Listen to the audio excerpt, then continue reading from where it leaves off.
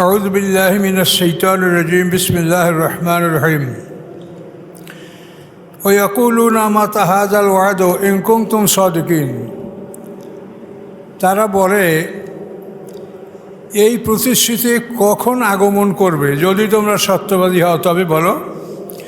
তোমরা যে কিয়ামতের প্রতিশ্রুতি দিচ্ছ আমাদেরকে, কিয়ামত হবে, বিচার হবে, এটা কখন? এটা প্রশ্ন করে কাফেররা। তো এর জবাবে আল্লাহ বলছেন, মায়ং জুরুনিল্লা সহিহাতাম ওয়াহিদা, তারা আর কিছুর অপেক্ষা করে না, বরং একটা বিকট শব্দ তারা শুনতে পাবে, তখনই দেখবে যে এই দিনটা অনুষ্ঠিত হয়ে গেছে। সহিহাতাম ওয়াহিদা, মাত্র একটা আওয়াজ, সিংহার প্রথম ফুৎকার। তাখুজুহুম, তাদেরকে ধরে ফেলবে, অহম ইয়াখিসিমুন, এমন অবস্থায় যে তারা পরস্পর তর্ক বিতর্ক করতেছিল। কেউ কারোর সাথে তর্ক বিতর্ক, গল্প গুজব, কেউ খানা খাচ্ছে, কেউ দোকানে কাপড় খরিদ করার জন্য কাপড়টা খুলছে, কেউ সেই লোকমাটা মুখে তুলতে পারবে না, কাপড়টা খুলেছে সেটা আর গুটাতে পারবে না। কেউ মাঠে আসে, বাজারে আসে যে আমি বাড়ি যেয়ে মরবো, বাড়ি পর্যন্ত যেতে পারবে না। যে যেখানে আছে ওইখানেই তাকে পাকড়াও করা হবে, এ কথা আল্লাহ এখানে বলছেন। তাখুজুহুম, ওই একটা বিকট শব্দ তাদেরকে পাকড়াও করবে। অহম ইয়াখিসিমুন, এমন অবস্থায় যে তখন তারা পরস্পর ঝগড়া তর্কে লিপ্ত ছিল। ফালা ইয়াস্তাতিউনা তাওসিয়া, তারা কোনো ওসিয়াত করার ক্ষমতা রাখবে না। মৃত্যুর অনুভব যখন মানুষের মধ্যে আসে, অনুভূতি, তখন তারা ওসিয়াত করে, কিন্তু আল্লাহ বলছেন এরা ওসিয়াত করার মতো কোনো সুযোগ পাবে না। ওয়ালা ইলা আহলিহিম ইয়ারজিউন, এবং না তারা তাদের পরিজনের কাছে ফিরে যেতে পারবে। যে যেখানে আছে সেইখানে বসেই তাকে পাকড়াও করা হবে। এই সিংহার ফুৎকার এভাবেই সেখানেই তাকে ধ্বংস করবে, সে পরিবার পরিজনের কাছে যেতে পারবে না। অনুফাখাফিস সুর, এবং এই সিংহা বাজানো হবে। ফাইজাহুম মিনাল আজদাস ইলা রাব্বিহিম ইয়ানসিলুন, এটা দ্বিতীয় সিংহার ফুৎকারের কথা। উপরে যেটা আপনারা শুনলেন যে তাদেরকে যথাস্থানে যে যেখানে আছে সেখানেই পাকড়াও করা হবে, সেখানেই ধৃত হবে, পরিবারের কাছে ফিরে যেতে পারবে, এটা হলো প্রথম সিংহার ফুৎকার। এরপরে অনুফাখাফিস সুর, এটা দ্বিতীয়। অনুফাখাফিস সুর, দ্বিতীয়বার সিংহার ফুৎকার দেওয়া হবে। ফাইজাহুম মিনাল আজদাস ইলা রাব্বিহিম ইয়ানসিলুন, তখন তারা তাদের কবরগুলি হতে রবের দিকে তারা সবাই যাত্রা শুরু করবে। দ্বিতীয় সিংহার ফুৎকার। তাহলে প্রথম সিংহার ফুৎকার 40 বছর স্থায়ী থাকবে, মাঝখানে 40 বছর বিরতি থাকবে, এরপরে দ্বিতীয় সিংহার ফুৎকার হবে। এই দ্বিতীয় সিংহার ফুৎকারে আমরা সবাই কবর থেকে বের হব এবং আল্লাহর দিকে আমরা সবাই ধাবিত হব। ক্বালু ইয়া ওয়াইলানা মান বা'আসানা মিন মারকাদিনা হাযা মা ওয়া'দার রহমান ওয়া সাদাকাল মুরসালুন। তো মানুষেরা মাঠে ওঠার পরে বলবে, ইয়া ওয়াইলানা, ধ্বংস আমাদের, মান বা'আসানা মিন মারকাদিনা, আমাদের নিদ্রাস্থল থেকে আমাদেরকে জাগালো কে? আল্লাহ বলছেন, হাযা মা ওয়া'দার রহমান, এটা হচ্ছে উহাই, যে রহমান তোমাদের সাথে প্রতিশ্রুতি দিয়েছিলেন যে তোমাদেরকে বিচারের জন্য একত্রিত করা হবে। ও সাদাকাল মুরসালুন, এবং রাসূলগণ সত্য বলেছিলেন। রাসূলগণ এই কথা বারবার তোমাদেরকে বলেছেন, তারা সত্য বলেছিলেন। এখন এই কিয়ামত পর্বে তো আমাদের অনেক ভিডিও আসে। কিয়ামত এখনই আমরা দেখতে পাচ্ছি না, বা এখনই আসতেছে না। কিয়ামতের বড় বড় আলামতগুলি প্রকাশ পাবে। প্রথমে একটা গ্যাসীয় পদার্থ, ধূম্রকুণ্ডলী, এই ধূম্রকুণ্ডলী আসবে এবং সমস্ত মানুষ এই গ্যাসে সবার সর্দি লাগবে এবং কাফেরদের ভীষণ কষ্ট হবে। মুখ থেকে ঢুকবে, মলদ্বার থেকে বের হবে, খুব কঠিন কষ্ট ভোগ করবে। আর মুমিনরা একটু সর্দি কাশিতে ভুগবে। এই দোকান হাসরের ময়দানের প্রথম আলামত। এরপরে একে একে বড় বড় আলামতগুলি আসবে। ঈসা আলাইহিস সালাম আকাশ থেকে নামবেন, তারপরে এজুজ মাজুজের আবির্ভাব ঘটবে, দাজ্জালের আবির্ভাব ঘটবে, তারপরে পৃথিবীতে 3টা বড় ভূমিধস হবে, এরপরে দাব্বাতুল আরদ বের হবে। এই ধরনের বড় বড় আলামতগুলি আমাদের সামনে আসবে ইনশাল্লাহ। তো এগুলি হয়তো আমরা দেখব না, আল্লাহ আমাদেরকে হয়তো দেখাবেন না, এটাই আল্লাহর শুকর। তো এভাবে এই কিয়ামত আসবে। তো ঈসা আলাইহিস সালাম 40 বছর পৃথিবী শাসন করার পর তিনি ইন্তেকাল করবেন। তার ইন্তেকালের পরে মোমেনদের অবস্থা আস্তে আস্তে খারাপের দিকে যাবে। তখন আল্লাহ তাআলা মোমেনদেরকে কবজ করে নেবেন, সব মোমেনদের জান কবজ করবেন আল্লাহ তাআলা। একটা বাতাস প্রবাহিত হবে, সেই মৃদু বাতাসের মাধ্যমে তাদের জান কবজ করা হবে। করবেন আল্লাহর যথা নিয়মই হবে, কিন্তু উসিলা হবে এই বাতাস। মানুষ তো মরে আর আজরাইলই সবাই জান কবজ করে, কিন্তু কেউ তো বলে না যে কী হয়ে মারা গেছে, আজরাইল জান কবজ করছে, এত বলে না কেউ। বলে এটার কারণ আমরা তাফসীরে দেখেছি যে আজরাইল আল্লাহর কাছে খুব কেঁদে অভিযোগ করেছে যে আল্লাহ, আপনি আমাকে এমন একটা ডিউটি দিলেন যে সবাই আমাকে গালি দিবে, বলছে এই বেটা আমার বাবাকে, আমার মাকে, আমার সন্তানকে কেড়ে নিয়েছে। তখন আল্লাহ বললেন যে দেখো, তোমার কথা কেউ মনেই করবে না। মানুষ বলবে কী হয়েছিল, যে অমুক জ্বর হয়েছিল, অমুক কী হয়েছিল, অমুকের হার্ট অ্যাটাক হয়েছিল, অমুক অমুক হয়েছিল, এটাই বলবে। কিন্তু তোমার কথা কেউ বলবে না যে তুমি আজরাইল, তুমি জান কবজ করেছো, এটা কেউ বলবে না। আর বলেও না পৃথিবীতে কেউ। একটা মানুষ মারা গেলে তখন সে কারণটাই মানুষ উল্লেখ করে যে এই কারণে সে মারা গেছে, কিন্তু কেউ বলে না যে আজরাইল তাকে মেরেছে। তো কিয়ামতের পূর্বক্ষণে একটা বাতাস প্রবাহিত হবে, মানে ঈসা আলাইহিস সালাম ইন্তেকালের পরে এই বাতাসের প্রভাবে মুসলমানদের বগলে একটা ফোঁড়া উঠবে এবং সবাই অসুস্থ হবে, জ্বরে আক্রান্ত হবে এবং মারা যাবে। এইভাবে সকল মুসলমানরা মারা যাওয়ার পরে 100 বছর পৃথিবী থাকবে। এই 100 বছরের মধ্যে তারা যেমন ইচ্ছা তেমন পৃথিবীতে বসবাস করবে। এরপরে ইসরাফিল আল্লাহর পক্ষ থেকে আদেশ পাবেন, তিনি সিংহায় ফুঁক দেবেন। তিনি সিংহা মুখে নিয়ে এখনই দাঁড়িয়ে আছেন, মানে আল্লাহর রসুলের জন্মের খবর শুনেই ইসরাফিল আলাইহিস সালাম সিংহা মুখে নিয়ে দাঁড়িয়ে আছেন যে শেষ পয়গম্বর জন্মগ্রহণ করেছে। এর সময়টা পার হলেই তো আল্লাহ মাকে সিংহা ফুৎকার দিতে বলবেন, এই জন্য তিনি সিংহা মুখে নিয়েই দাঁড়িয়ে আছেন ইসরাফিল আলাইহিস সালাম। মেরাজে আল্লাহ রসুল তাকে ওই অবস্থায় দেখেছেন যে সিংহা মুখে নিয়ে এসে দাঁড়ানো আছে। তো আল্লাহ রসুল তাকে সালাম দিয়েছেন, কিন্তু প্রথম সালামে সে জবাব দেন নাই, দ্বিতীয় সালামেরও জবাব দেন নাই, তৃতীয় সালামের জবাব দিয়েছেন এবং আল্লাহ রসুলের কাছে ক্ষমা প্রার্থনা করেছেন।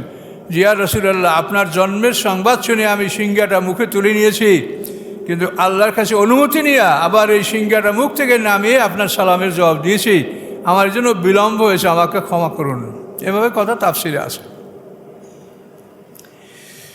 তো এখানে আমরা 2টা সিংহার ফুৎকার, প্রথমটায় যে তারা তর্ক বিতর্ক করতে থাকবে, তারা ওসিয়াত করতে পারবে না, পরিবারের কাছে ফিরে যেতে পারবে না, এমন অবস্থায় তাদের মৃত্যু হবে। এভাবে 40 বছর এই সিংহার ফুৎকারে মানুষ সব মারা যাবে, সাধারণ ফেরেশতারা মারা যাবে এবং বড় বড় ফেরেশতারা আল্লাহর হুকুমে মারা যাবে। আরশ বহনকারী ফেরেশতারা, প্রধান 4 ফেরেশতা, এরা আল্লাহর হুকুমে মারা যাবে। এবং সবাই শেষে জিবরিল আমিন, সবচেয়ে বড় ফেরেশতা, উনি সবাই শেষে মারা যাবেন। এই ঘটনাগুলি আমাদের অন্যান্য ভিডিওতে ব্যাপকভাবে আমাদের বলা আছে। আর যে কথা আল্লাহ বারবার বলেন, সে কথা বারবার বলাই আমাদের জন্য উচিত বলে আমরা মনে করি। আমরা অনেক সময় মনে করি তো বলা আছে, আমি যেমন বললাম, কিন্তু আসলে আল্লাহ যেটা বারবার বলেন সেটা বারবার বলারই প্রয়োজন। তা নাহলে আল্লাহ বারবার বলবেন কেন? তিনি তো আমাদেরকে সৃষ্টি করেছেন, আমাদের নেচার, আমাদের প্রকৃতি সম্পর্কে তিনিই সবচেয়ে ভালো জানেন। তো প্রথম সিংহার ফুৎকারে মানুষ, জীব জন্তু সব ভয়তে একত্রিত হবে, বেহুশ হবে, মারা যাবে। তারপর তাদের দেহ চূর্ণ বিচূর্ণ হবে এবং পানি, মাটি, আগুন, বাতাসের মধ্যে সব বিলীন হবে। তারপর পানি, মাটি, আগুন, বাতাসের মধ্যে সিংহার ফুৎকারীগুলো ঘুরপাক খাবে এবং যারা আগে মারা গেছে তাদের চূর্ণ বিচূর্ণ দেহগুলো এরকম পানি মাটি আগুন বাতাসের মধ্যে ঘুরপাক খাবে, খেয়ে খেয়ে প্রত্যেকটা মানুষ তার অরিজিনাল দেহ অর্থাৎ মাতৃগর্ভ থেকে যে দেহ নিয়ে আসে জন্মগ্রহণ করেছিল ওই দেহটা সে সিঙ্গার ফুৎকারের মাধ্যমেই লাভ করবে প্রত্যেকটা মানুষ। ফরেন বডি এখন আপনাদের যে আমাদের সবার অতিরিক্ত দেহ, এইটা হাসরের ময়দানে এই দেহটা উঠবে না। আল্লাহ কোরআন পাকে একাধিকবার বলেছেন কামা বাদাকুম তাউদুন, প্রথমবার যেভাবে তোমাদেরকে সৃষ্টি করা হয়েছে দ্বিতীয়বার তোমাদেরকে ওভাবেই সৃষ্টি করা হবে। প্রথম সিঙ্গার ফুৎকারের ফাংশন হল এগুলি, কোনো সলিড দেহ থাকবে না। তার কারণ আমাদের দেহ থেকে আমাদের ফরেন বডি যেটা অন্য অন্য খাদ্যের মাধ্যমে যে দেহটা আমাদের সৃষ্টি হয়েছে এটা আমাদের দেহ থেকে পৃথক করে ওই প্রাণীগুলিও আল্লাহ সৃষ্টি করবেন। সমস্ত প্রাণী হাসরের ময়দানে উঠবে, কিন্তু সবাই ওই মাতৃগর্ভ থেকে যেভাবে দুনিয়াতে আসে, হাঁসের বাচ্চা, মুরগির বাচ্চা, গরুর বাচ্চা, হরিণের বাচ্চা, সব ওই অরিজিনাল দেহ, কেউ অতিরিক্ত দেহ নিয়ে হাসরের ময়দানে উঠবে না। এই সিঙ্গার ফুৎকার শেষ হবে, 40 বছর বিরতি থাকবে, তারপর দ্বিতীয় সিঙ্গার ফুৎকার শুরু হবে। এই মানুষগুলি তাদের কবর থেকে বের হবে, কবর যাদের হয় নাই তারাও, আর যাদের কবর হয়েছে তারাও। এটার বিধানটা এরকম, আমরা তাফসীর থেকে অনুসন্ধান করে যেটা আমরা পেয়েছি যে সিঙ্গার ফুৎকারে প্রত্যেক মানুষ তার অরিজিনাল দেহটা লাভ করবে। লাভ করার পরে তারা যখন তাদের পদার্থের দেহটা একত্রিত হবে, একত্রিত হওয়ার পরে তারা মাটিতে পড়ে মাটির স্তর সৃষ্টি হবে।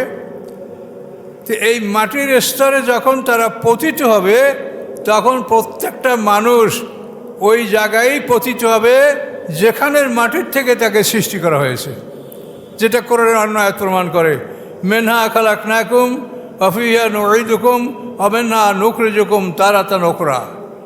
এই মাটির থেকে তোমাদেরকে সৃষ্টি করেছি, ওই মাটির মধ্যে আমি তোমাকে ঢুকাবো এবং ওই মাটির থেকে তোমাকে দ্বিতীয়বার আমি বের করে নিয়ে আসবো। এই আয়াত। তাহলে যে মাটির থেকে সৃষ্টি করেছে ওখানেই আমাদেরকে ফেলানো হবে সিঙ্গার ফুৎকারে। কিন্তু এখন পৃথিবীতে আমরা কিন্তু আমাদের অরিজিনাল জায়গায় পড়তে পারছি না। একটা কবর হাজার হাজার কবর দেওয়া আছে, কিন্তু ওইখানের মাটি দিয়েই কেলা সবাইকে বানাইছে তা না। তো সেটা তো তাফসীরে বলাই আছে যে আদম আলাইহিস সালামকে সৃষ্টি করার সময় আমাদের সবার মাটি একই সঙ্গে নেওয়া হয়েছে, কিন্তু মাটিটা নেওয়া হয়েছে সমগ্র পৃথিবীর পৃষ্ঠদেশ থেকে। ভালো মন্দ, উর্বর অনুর্বর, দোআঁশ বেড়ে দোআঁশ, এঁটেল, এমনকি শয়তানের প্রস্রাব পায়খানার মাটি, এই সব মাটি কিন্তু কুড়িয়ে একত্র করে নেওয়া হয়েছে। কাজে এই জন্য যেখানের মাটির থেকে আমার সৃষ্টি সেখানের মাটিতেই আমাকে ওই সিঙ্গার ফুৎকারের পরে যখন আমরা মাটির স্তরে পরিণত হব ওখানেই আমরা পতিত হব। ফলে প্রত্যেকটা মানুষ তার আপন কবর থেকে বের হবে।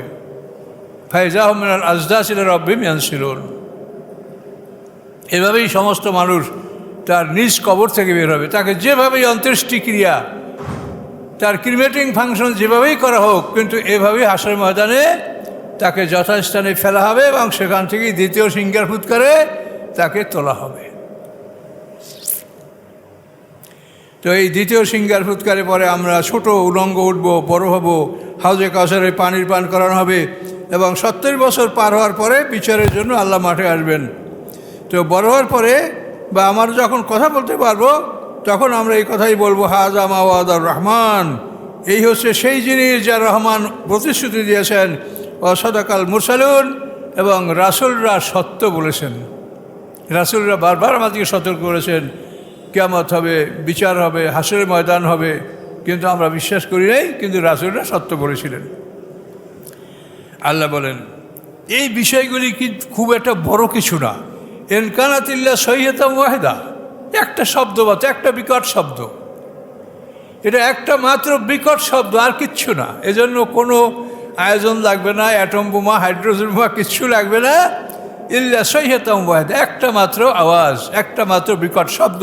ফাইজাহুম জামিউল লাদাইনা মুহদারুন, মুহূর্তের মধ্যে তারা সবাই আমার কাছে উপস্থিত হবে, তাদের সবাইকে আমার কাছে উপস্থিত করা হবে। ফেরেশতারা তাদেরকে চতুর্দিক থেকে হাঁকিয়ে নিয়ে আসবেন আমার কাছে, আল্লাহর কাছে। আল্লাহ বলেন ফালিয়মা লা তুজলামু নাফসুন শাইআ, আজকের দিনে বিন্দুমাত্র জুলুম করা হবে না কোনো আত্মার প্রতি। ওয়ালা তুজজাউনা ইল্লা মা কুনতুম তা'মালুন, এবং কাউকেও শাস্তি দেওয়া হবে না উহার বাইরে যা তারা করতেছিল। তারা যা করতেছিল এর বাইরে কোনো শাস্তি দেওয়া হবে না। এখন কোন কর্মের কি শাস্তি সেটাও আমাদের জানা নাই, সেটা আল্লাহই জানেন। দুনিয়াতে আমরা যে বিচার ব্যবস্থা জানি এটা হলো দুনিয়ার শৃঙ্খলা বজায় রাখার জন্য, এটা পরকালের সাথে এর কোনো সম্পর্ক নেই। এই ব্যবস্থাপনাটা হলো দুনিয়ায় যাতে অশান্তি সৃষ্টি না হয়, বিশৃঙ্খলা সৃষ্টি না হয়, এই জন্য এই আইন। কিন্তু প্রকৃত বিচার আল্লাহর কাছে, এবং কোন অপরাধের কী শাস্তি সেটা একমাত্র আল্লাহই জানেন। ইন্না আসহাবাল জান্নাতিল ইয়াওমা ফি শুগুলিন ফাকিহুন, নিশ্চয়ই আসহাবুল জান্নাত, যারা জান্নাতবাসী, যারা জান্নাতের অধিবাসী হবে আজকের দিনে, ফি শুগুলিন ফাকিহুন, তারা আনন্দ উৎসবে মগ্ন থাকবে। তারা আনন্দ উৎসবে মগ্ন থাকবে জান্নাতে। হুম আজওয়াজহুম, তারা এবং তাদের স্ত্রীগণ, ফি জিলালিন, ছায়ার মধ্যে অবস্থান করবে, আলাল আরাইকে, সিংহাসনে বসা থাকবে, মুত্তাকিউন, হেলান দেওয়া অবস্থায়। কিন্তু এখন কিন্তু মোমেনদের পালাইয়ে বেড়াতে হচ্ছে। মোমেনরা কথা বলতে পারছে না, স্বাধীনভাবে কিছু করতে পারছে না। কিন্তু আল্লাহ সেদিন বলছেন যে সেই দিন তারাই আনন্দে থাকবে, খুশিতে আনন্দে তারা জান্নাতে থাকবে, তারা এবং তাদের স্ত্রীগণ ছায়ার মধ্যে, সিংহাসনের মধ্যে হেলান দিয়ে তারা বসে থাকবে। লাহুম ফিহা ফাকিহাতুন, এবং এমত অবস্থায় তাদের জন্য থাকবে ফল, জান্নাতের প্রচুর পর্যাপ্ত পরিমাণে ফল। আল্লাহুম মায়াদ্দাউন, এবং তাদের জন্য থাকবে যা তারা দাবি করবে, যা তারা চাবে তাই তারা পাবে। অন্য আয়াতে বলা আছে লাহুম মা ইয়াশাউনা ফিহা ওয়া লাদাইনা মাজিদ। আল্লাহ বলেন তারা যা চাবে আমি সব দিব, এরপরে আমার কাছে আরও অতিরিক্ত আছে, আমি তা দিব। সেগুলি এমনই নিয়ামত যেগুলি বান্দারা তার নাম জানে না, চিনে না। এই জন্য আল্লাহ বলেন আমার কাছে আরও অতিরিক্ত নিয়ামত যেটা আমি দিব, আর তোমরা যা চাবে তা তোমরা তো অবশ্যই পাবে, এতে কোনো ভুল নাই। লাহুম মা ইয়াশাউনা ফিহা ওয়া লাদাইনা মাজিদ। এত সব সুসংবাদ দেওয়ার পরও পৃথিবীর মানুষ আজকে কোথায়? 58 নম্বর।